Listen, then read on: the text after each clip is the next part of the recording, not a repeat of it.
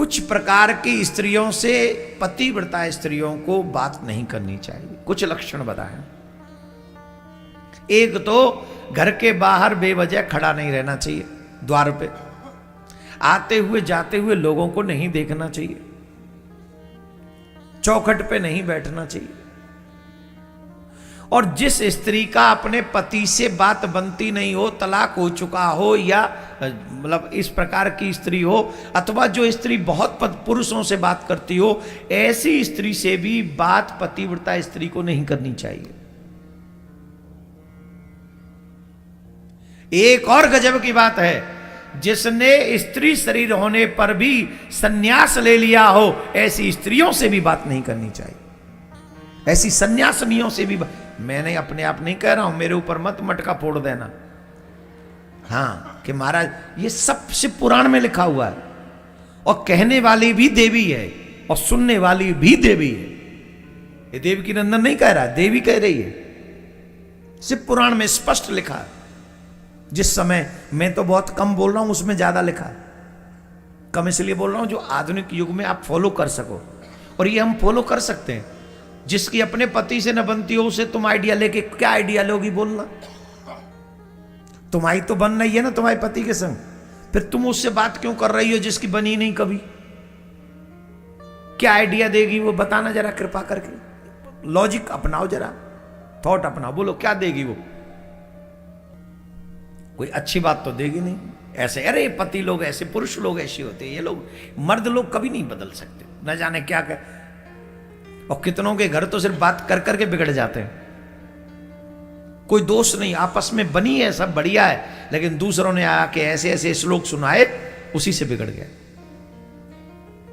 अब बताओ कोई पतिव्रता स्त्री सन्यासिन के पास में बैठ जाए और वो वहां ज्ञान, ब्रह्म ज्ञान का उपदेश चल रहा है, ये शरीर नश्वर है, कोई किसी का पति नहीं, कोई किसी का बच्चा नहीं, कब तक रहोगी इस शरीर में?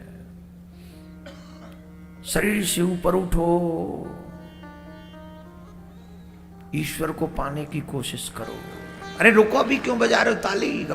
अभी घर नहीं टूटा, रुको, अभी तो ब्रह्मज्ञान शुरू हुआ। ऊपर उठो, शरीर से ऊपर उठो।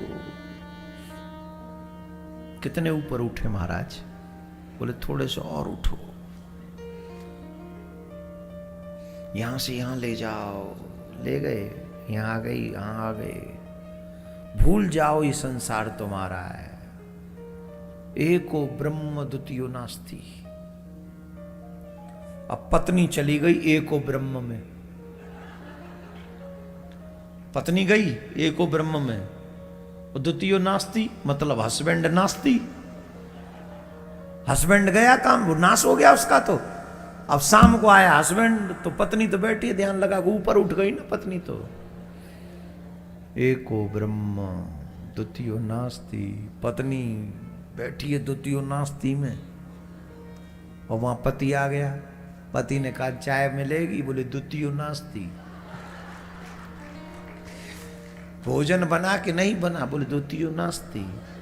एको ब्रह्म, बस एको ब्रह्म। और ब्रह्म कैसा है?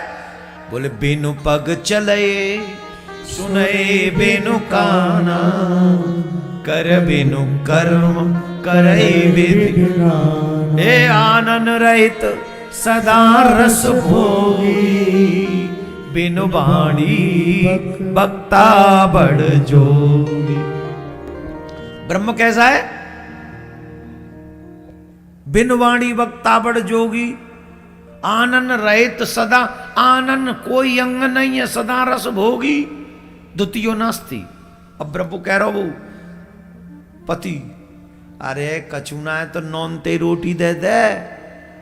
बोले आनन रहित सदा रस भोगी। अब बताओ घर बचेगा कि टूटेगा? हैं? जोर से बोलो, कौन तोड़वा गया? हैं? कौन तोड़वा गया? ऊपर उठो, शरीर से ऊपर उठो। द्वितीयो नास्ति एको ब्रह्म। ले एगो भंडारो, घर गयो काम थे। मैंने एक्सप्लेन किया, शिव पुराण में स्पष्ट लिखा है, पतिव्रता स्त्री को कभी भी ऐसी स्त्रियों से बात नहीं करनी चाहिए जो सन्यास ले चुकी हो, उनसे दूर रहना चाहिए।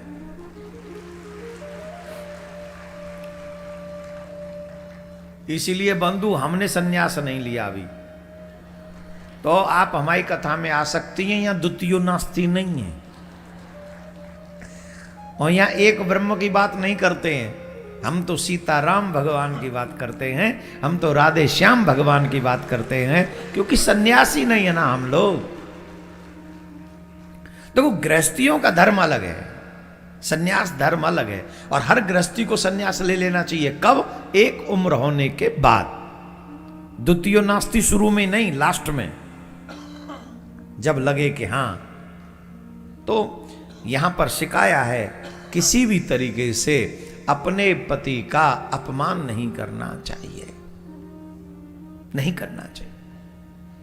किसी भी प्रकार के पति का अपमान करने पर स्त्री को जमपुर में दुख भोगने पड़ते हैं।